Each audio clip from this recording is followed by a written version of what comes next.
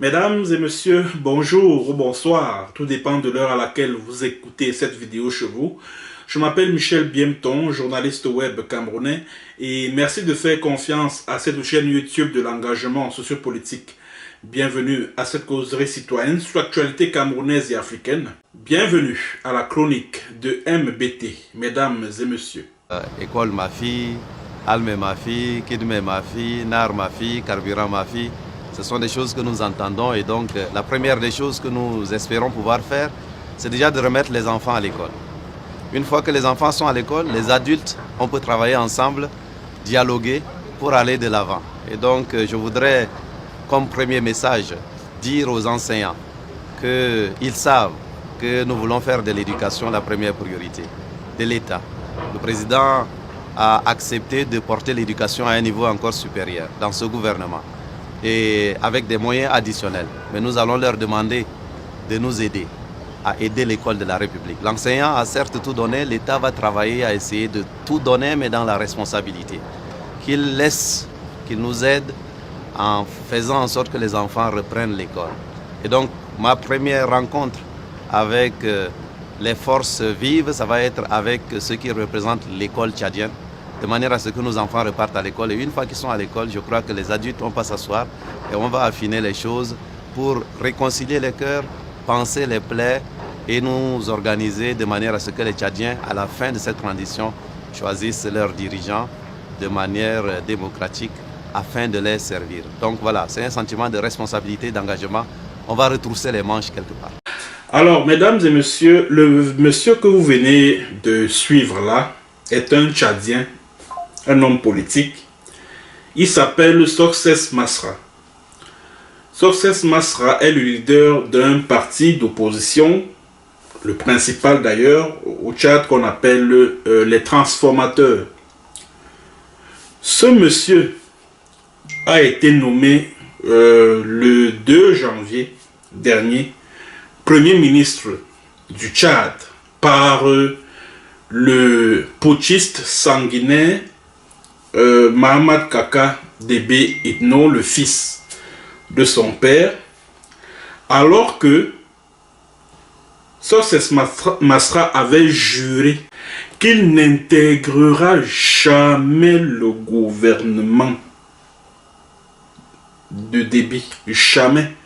Parce que l'école de ses enfants coûte telle somme et que vraiment il est à l'abri du besoin et blablabla et blablabla. Vraiment que il ne se contentera jamais d'un minable poste ministériel, etc.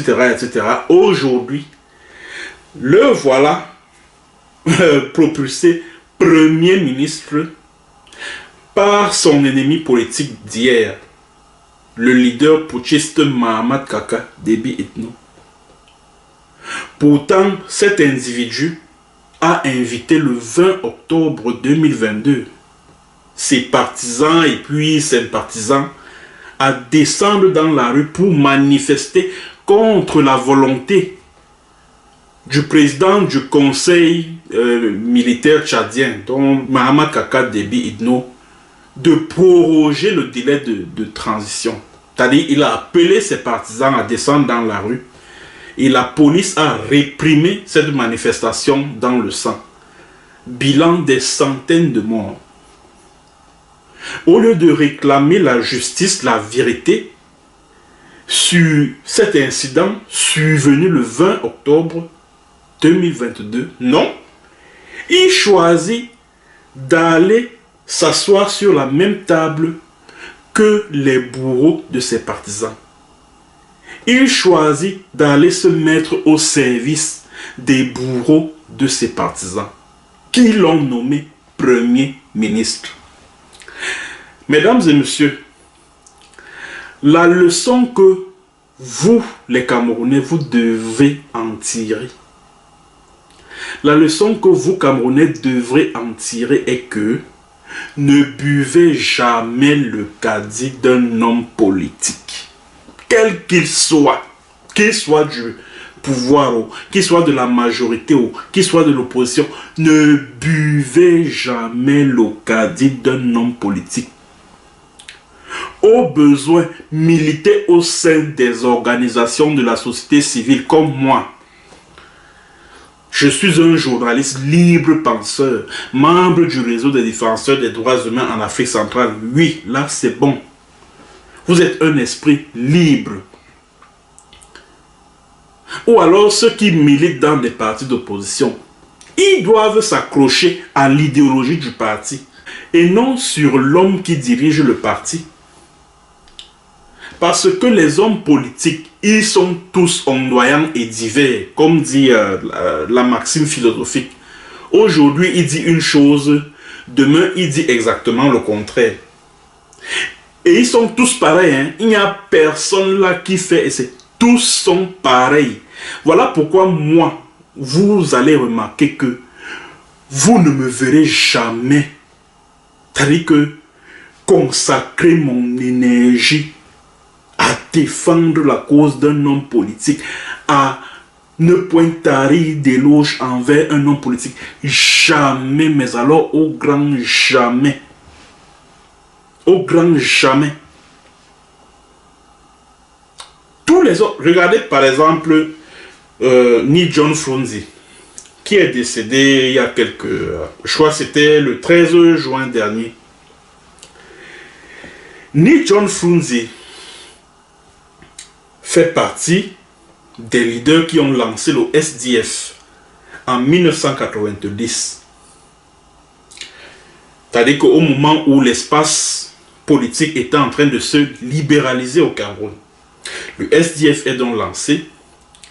Le SDF charriait l'espoir de millions et de millions de Camerounais qui étaient écrasés littéralement par la dictature de M. Paul Biya, qui croupissait dans une misère abjecte, indescriptible, et qui en avait marre du système monolithique incarné d'abord par Ahidjo, puis par son successeur Paul Biya.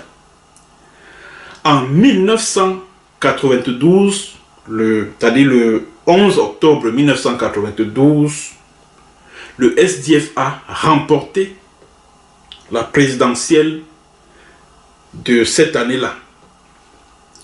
Mais le SDF a au préalable commis une erreur, c'est de ne pas participer aux élections législatives et municipales de mars 1992. C'était une grossière erreur, puisque à défaut de remporter la présidentielle dans les urnes, le SDF aurait tout au moins pu contrôler le gouvernement grâce à une majorité confortable au niveau du Parlement. Non, le SDF a commis l'erreur de ne pas participer aux législatives. Là où la dégringolade du SDF a commencé, c'est quand des informations ont commencé à circuler, c'est-à-dire que après la présidentielle de 2004, je crois que c'était en 2005 ou 2006, où un commissaire de police avait révélé que Ni John Frunzi avait reçu des mallettes bourrées de fric pour casser la coalition qui s'était créée avant la présidentielle de 2004 autour d'Adamou Njoya, paix à son âme. C'est à partir de cet instant-là que le SDF a commencé, c'est-à-dire que a amorcé une pente descendante. Et le coup de grâce a été donné en 2009, en décembre, lors du cinquantenaire de l'armée camerounaise, qui s'était célébré à Bamenda. Quand Frunzi avait seulement rencontré Paul Biya, c'était fini. C'était fini. Beaucoup de gens ont alors compris que vraiment, tout ce que Ni John Frunzi faisait pendant tout ce temps, vraiment, c'était de la poudre aux yeux. C'était de la poudre aux yeux, ce que Frunzi faisait pendant tout ce temps-là. Parce qu'en réalité, John Frunzi du SDF et Paul Biya du RDPC, c'était bonnet blanc, blanc bonnet. La preuve en est que, et ça je vous l'ai dit ici, dans une de mes chroniques, pour que le SDF remporte des sièges au Sénat, lors des sénatoriales de 2013, pour que le SDF remporte des sièges dans la Damawa, il a fallu que le RDPC se désiste pour que le SDF puisse gagner l'UNDP dans la Damawa. En 2013, les toutes premières élections sénatoriales. Donc vous comprenez toute la symbiose qui a toujours existé entre les deux partis. Et c'est donc comme ça que le SDF, c'est-à-dire que c'est donc comme ça que le SDF s'est réduit comme une peau de chagrin, au point de ne devenir que l'ombre de lui-même aujourd'hui. Ni John Frunze est décédé, malheureusement pour lui, paix à son âme, mais que devient le SDF? Juste parce que son leader a passé son temps à dire un truc aujourd'hui et son contraire demain. Pour ce qui est du MRC par exemple, c'est presque la même chose. C'est vrai que contrairement à Ni John Frunze, Maurice Kamto c'est on va dire un fonctionnaire international, un avocat et un éminent juriste, donc il est à l'abri du besoin. Il est donc difficile pour le pouvoir de le corrompre, puisque Ni John Frunze, bon, que son âme me pardonne, il nous revient que ce dernier prenait des mallettes d'argent qui venaient de la présidence. Ça, ce n'est un secret pour personne. Ce n'est un secret pour personne. Maintenant, pour ce qui est donc de Maurice Kamto, quand Maurice Kamto réapparaît sur la scène politique, parce que en 1992, Maurice Kamto faisait partie de ce qu'on appelait à l'époque l'Union des forces du changement. C'est-à-dire que c'est ce groupe d'hommes politiques, de leaders politiques qui soutenaient la candidature de Ni John Frunze. Alors, Maurice Kamto aussi a réussi à rassembler du beau monde autour de lui, à amener les Camerounais à s'intéresser à nouveau à la chose politique. C'est-à-dire à partir de 2013. En 2018, les Camerounais se sont mobilisés autour de sa candidature. Le régime a fait ce qu'il sait faire le mieux, à savoir frauder aux élections. Et par la suite, après que Paul Biya a été déclaré vainqueur de la présidentielle de 2018, Maurice Kamto lance un plan de résistance nationale en vue de revendiquer, en vue de dénoncer le vol de sa victoire. Il y a eu des manifestations le 26 janvier 2019 et puis le 1er juin de la même année. Des centaines de ses militants ont été jetés en prison. Lui-même, il a connu, il est passé par la case prison, tout comme certains membres de son directoire, c'est-à-dire que certains membres de son équipe de campagne, ils ont fait la prison. Et puis, quand Maurice Kamto sort de prison, allez, il change complètement. Il n'est plus question de dire qu'il est le président élu. Maintenant, il veut aller... il invite ses militants à se préparer à affronter d'autres échéances électorales. En 2019, c'est-à-dire qu'à l'approche des élections législatives et puis municipales, il dit à ses militants que la politique de la chaise vide n'a jamais payé, vraiment, et qu'il faudrait que le parti prenne part à ces élections-là.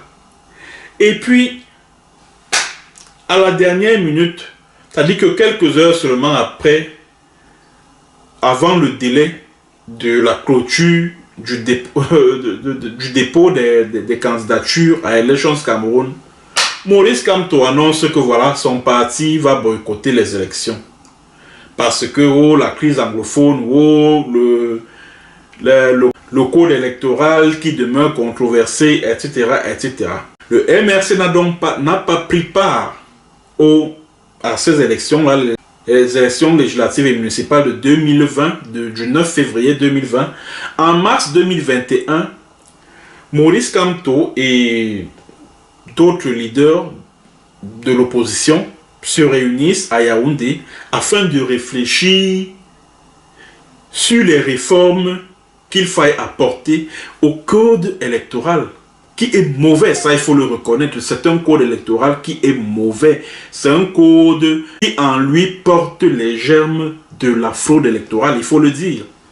Maurice Kamto abandonne cette initiative et au cours d'un meeting, je ne sais plus où, soit en Konsamba, soit à Douala, il dit à ses militants que nous allons participer aux prochaines échéances électorales avec ou sans code électoral. Pourtant, si ses partisans sont allés en prison, c'est justement parce qu'ils réclamaient que ce code électoral-là soit réformé, qu'il soit révisé. Maintenant, lui dit à ses partisans qu'avec ou sans code électoral, nous allons prendre part aux prochaines échéances électorales. Il laisse tomber la résistance, le plan de résistance nationale, il met ça de côté. Même la réforme du code électoral, il dit qu'il n'est plus dedans, il n'est plus sur ça, comme on dit vulgairement au Cameroun.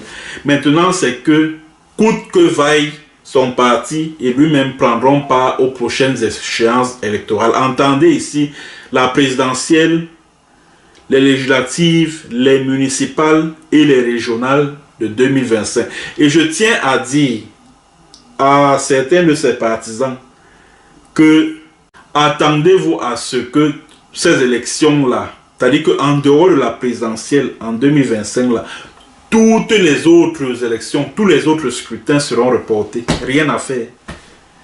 Il n'y a rien à faire.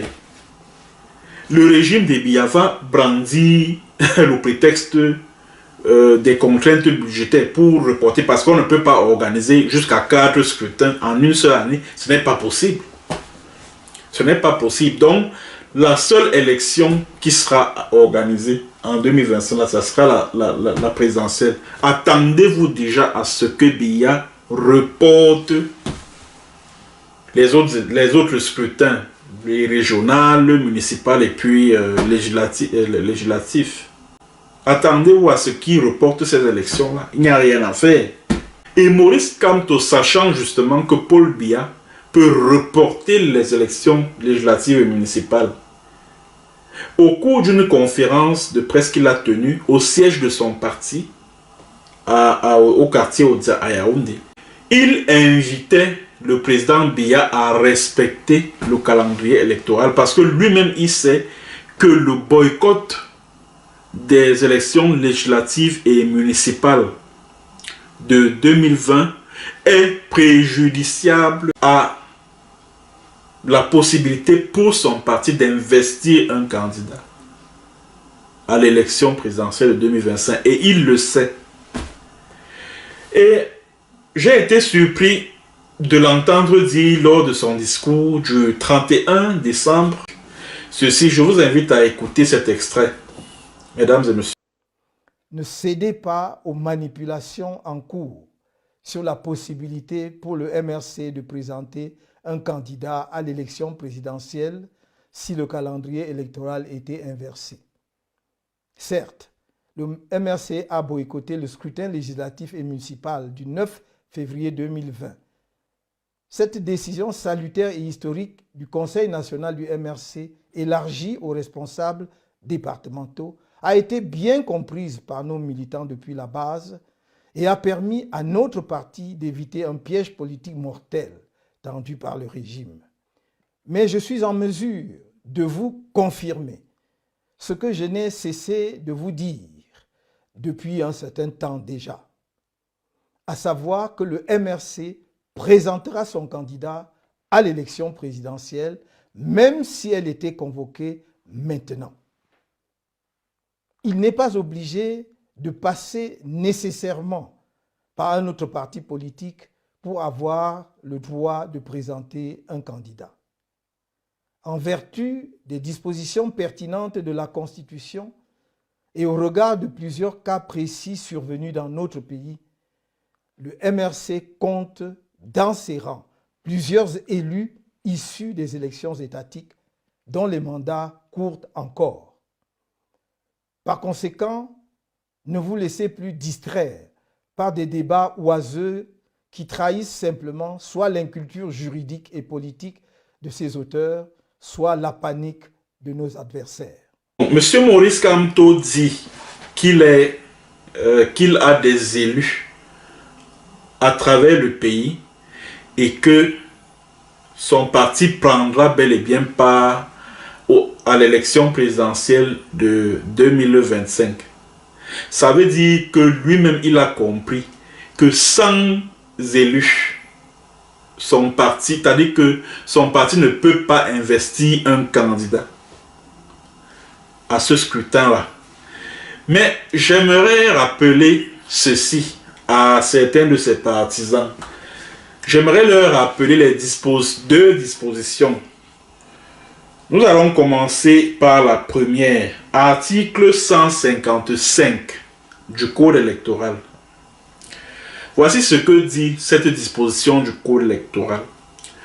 Lorsqu'il se produit une ou plusieurs vacances définitives par suite de décès, démission du titulaire ou du suppléant ou de toute autre cause dans une circonscription électorale, il est procédé à des élections partielles dans les 12 mois qui suivent la vacance.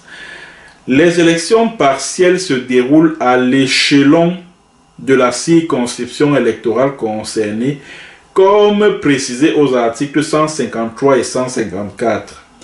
Lorsqu'il se produit une vacance définitive dans une circonscription électorale ayant plusieurs sièges, l'élection a lieu au scrutin uninominal. Alinéa 4, et ça c'est le plus important. Seuls les partis politiques ayant pris part aux élections générales dans la circonscription électorale concernée peuvent participer aux élections partielles. Je reprends cette partie. Seuls les partis politiques ayant pris part aux élections générales dans la circonscription électorale concernée peuvent participer aux élections partielles. Ça, c'est pour les législatives. Maintenant, concernant les municipales, article 174, donc alinéa 1. Des élections municipales partielles ont lieu lorsqu'un conseil municipal a perdu au moins les 2/5 de ses membres. Dans ce cas, les partis politiques ayant présenté une liste de candidats aux élections municipales générales sont seuls habilités à présenter une liste de candidats complémentaires. C'est pas moi qui le dis, c'est la loi, le code électoral camerounais. Alors, ça veut donc dire quoi?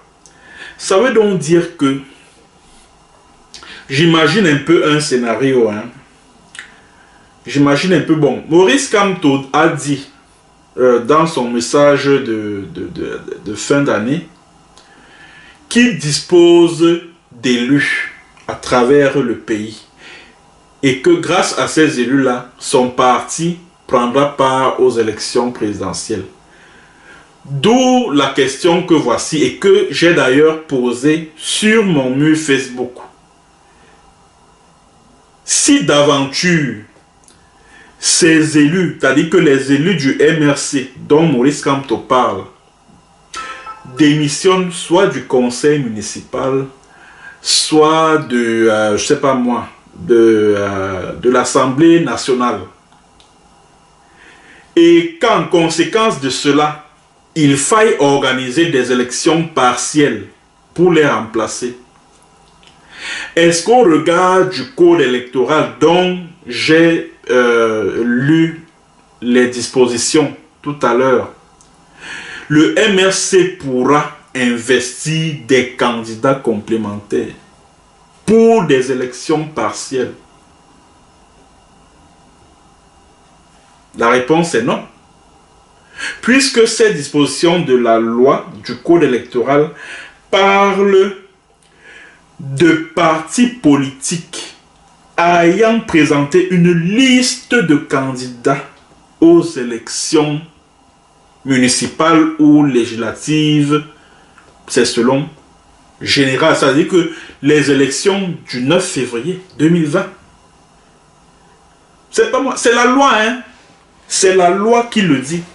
Donc, ça veut dire, selon l'esprit du code électoral, ça veut dire que quand l'article 121 parle de partis non représentés à l'Assemblée nationale, au Sénat, dans un conseil municipal ou régional, cela veut dire que le parti en question n'a pas investi de candidat lors des précédentes élections locales. C'est ce que ça veut dire. C'est ce que ça veut dire. Et j'entends certains militants, certains partisans de Maurice Kamto dire oui, vraiment la jurisprudence Paul Aya Abine. Mais Paul Aya Abine a démissionné de l'Assemblée nationale pour créer son parti et se porter candidat à l'élection présidentielle de 2011 avant l'entrée en vigueur de l'actuel code électoral qui a été promulgué le 19 avril 2012. Et la loi ne rétroagit pas. Donc, j'aimerais dire à mes amis du MSC, là, ceux qui soutiennent Kamto, là, si Maurice Kamto ne rassemble pas les 300 signatures que prescrit la loi, le code électoral, si Maurice Kamto n'est pas investi par un parti autre que le sien, lequel parti aurait investi des candidats lors des élections, soit municipales, soit régionales, soit sénatoriales, soit, je ne sais pas moi, eh bien, qu'il le oublie. Qu'il le oublie. Je sais que ce que je dis là, ça ne va pas plaire à beaucoup de ces militants, parce que je vois certains là qui se plaignent déjà que oh, j'ai déjà retourné la veste, que je suis déjà un sardinat et tout, et tout, et tout, et tout, et tout. J'aimerais vous mettre au défi.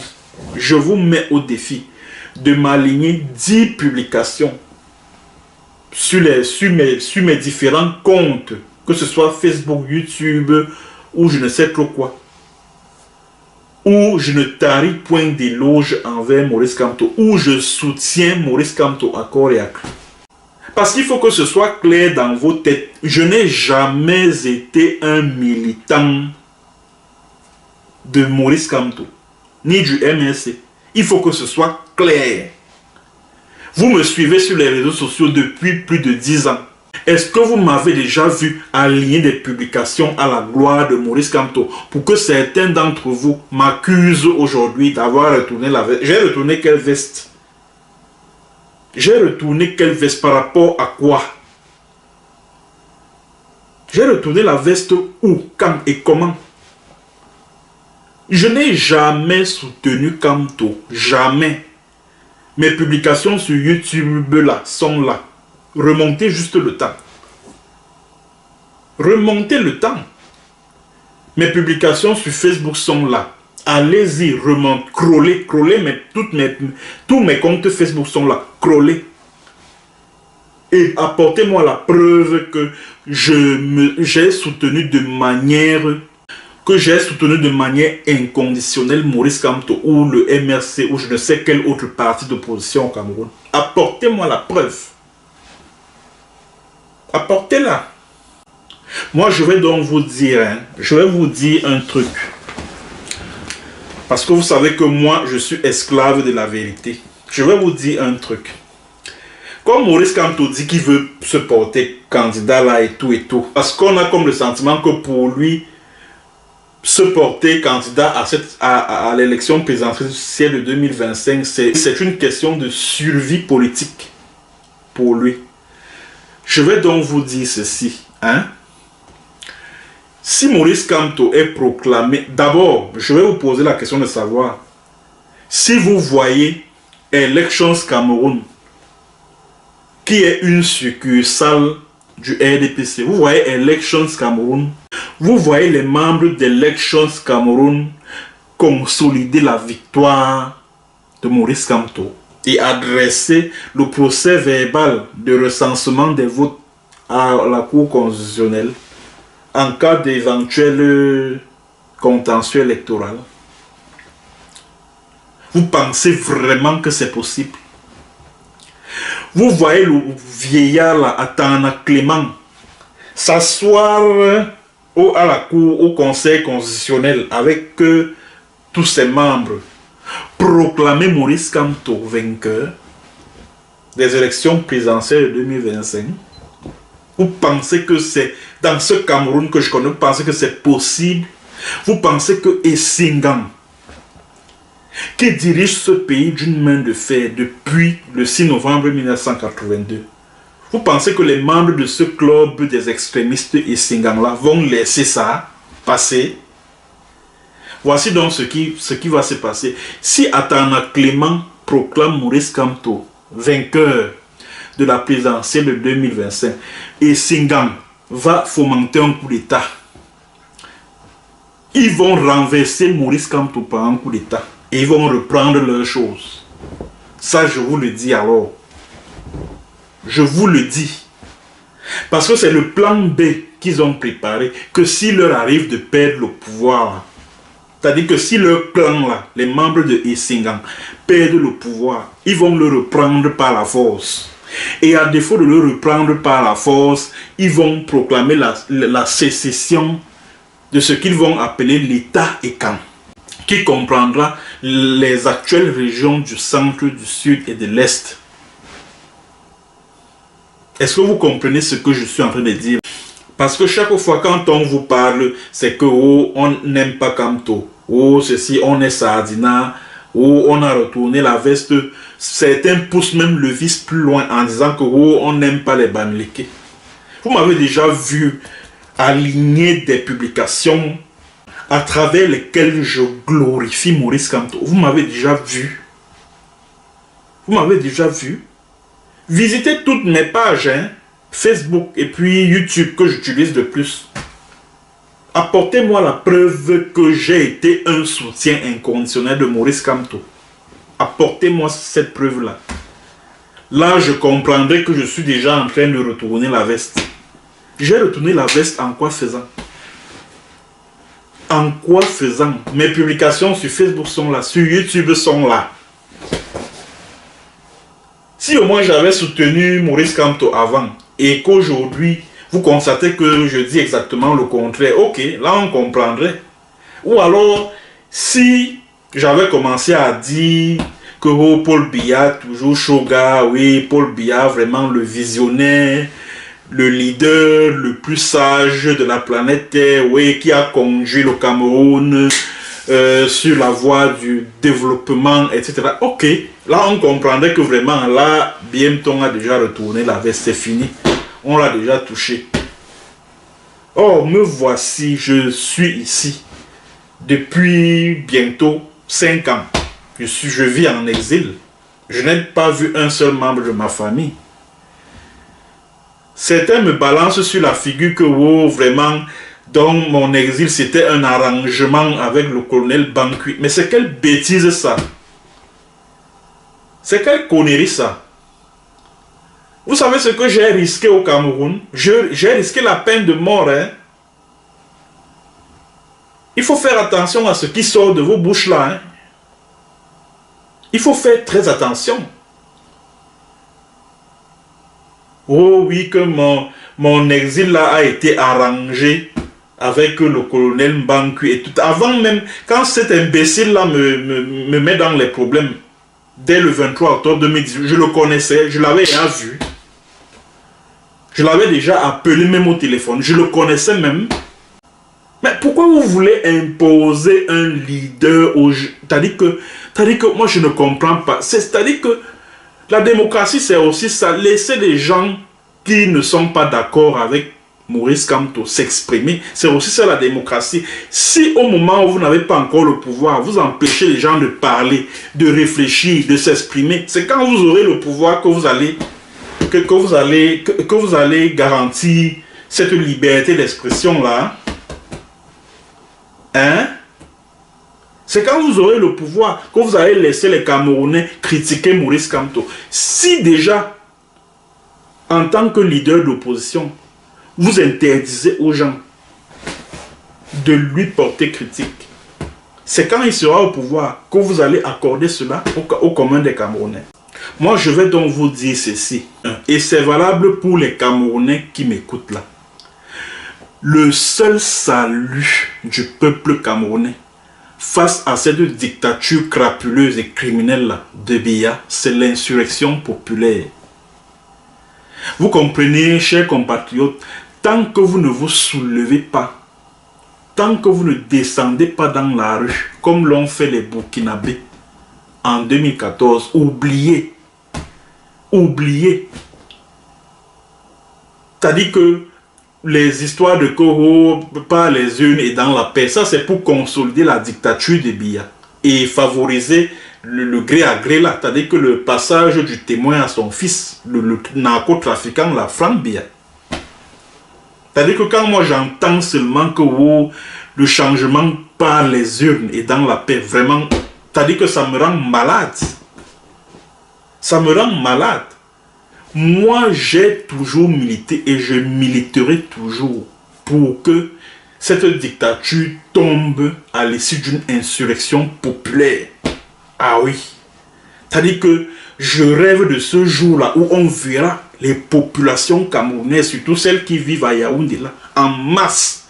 C'est-à-dire celles qui vivent au niveau des quartiers tels que Tchinga, tels que Nkomkana, tels que, je sais pas moi, Biyemasi et autres, converger vers le palais. Celles qui vivent de l'autre côté, c'est-à-dire que à l'entrée secondaire du palais, c'est-à-dire que vers Olembe, je sais pas moi, Tongolo et Manamesasi, c'est-à-dire que elles convergent en masse vers le palais. C'est-à-dire au niveau du rond-point de la poste centrale là, c'est plein à craquer. C'est-à-dire qu'une insurrection populaire. C'est-à-dire que quand Biya va voir ça, il va même d'abord envoyer l'hélicoptère pour essayer de disperser la foule. Ce sont ses propres militaires là. C'est-à-dire que les gars de la garde présidentielle et puis l'OBI et tout, qui vont lui dire que mais monsieur le président, nous ne pouvons pas tirer sur la foule. Elle est très nombreuse. Vous devez démissionner. Et par la suite, Paul Biya, Chantal Biya, les Franck Biya, c'est-à-dire que tous les membres de leur famille, là, allez, ils vont commencer à entrer dans les hélicoptères, direction la Guinée équatoriale, ou le Gabon, ou l'Iringema, là, ou je sais pas où est-ce qu'ils iront, ou au Congo-Brazzaville, ou au Tchad. Ils vont d'abord aller s'installer là-bas. Et c'est comme ça que le Cameroun sera libéré. Si la population se comporte comme je dis là, vous verrez. N'oubliez pas que j'ai été au Burkina. Hein. J'ai vécu au Burkina et je peux vous dire que j'ai rencontré les gars du palais citoyen à Ouagadougou quand j'y étais. Je les avais rencontrés, les Smoky Bamba, les Rasmane Zitnaba, Olo Kambou, tous ces gars-là, je les ai rencontrés et j'ai discuté avec eux et ils m'ont dit que tant que les Camerounais ne se révoltent pas, aucun changement ne sera possible dans ce Cameroun-là. Et ils m'ont même parlé de Maurice Kamto. Ils ont dit que Maurice Kamto devrait le savoir. Et à l'époque, Maurice Kamto était en prison. Je suis arrivé à Ouagadougou le 16 mai 2019. C'est, je crois, une semaine après hein, que je suis allé au siège du ballet citoyen. Ils m'ont reçu. Ça, je ne l'ai jamais dit. Voilà pourquoi quand moi j'entends les histoires que au changement dans la paix et par les urnes, je deviens... C'est-à-dire que ça me rend dingue que je dis que mais ça c'est quoi ça même, dis donc. C'est quoi ça? Mais c'est ce que la dictature veut. C'est ça, les slogans pareils. Parce qu'ils savent que dans les unes, ils auront le dessus, ils ont les sous-préfets, ils ont l'administration territoriale, ils contrôlent les CAM, ils contrôlent le conseil constitutionnel. Et puis, le tour est joué. C'est simple. Donc, c'est-à-dire que ne buvez jamais, les hommes politiques là, en Afrique en général et au Cameroun en particulier. Heureusement que je l'avais compris. Je l'ai compris depuis longtemps. C'est pour ça que vous ne me verrez jamais sur les réseaux sociaux faire une publication là où je rends gloire à un homme politique de l'opposition, quel qu'il soit, parce que je les connais tous. Les hommes politiques du Cameroun là, ils sont tous pareils, il n'y a pas de différence. Il n'y a pas de différence.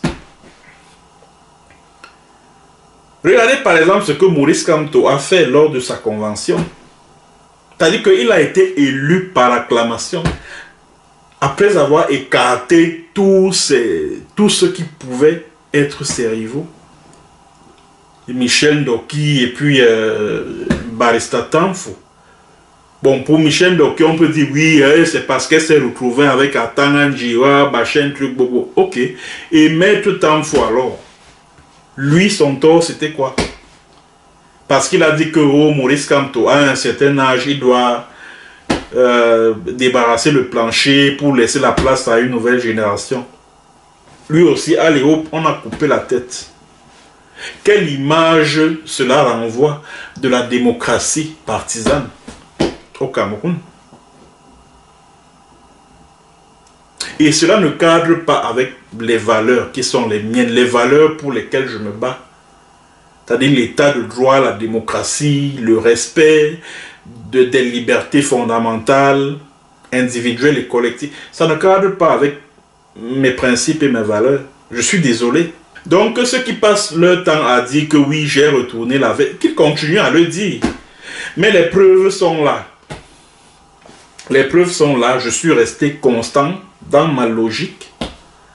Ou alors comme je ne cache pas mon soutien à la cause ambazonienne là. Si aujourd'hui je me mets à dire que oui, voilà, le président de la République avait raison de les mater, vraiment ça ne vaut pas la peine, oh ceci, cela, c'est des terroristes sécessionnés. Oui! Là, vous avez le droit de dire que Michel Bienton a retourné la veste.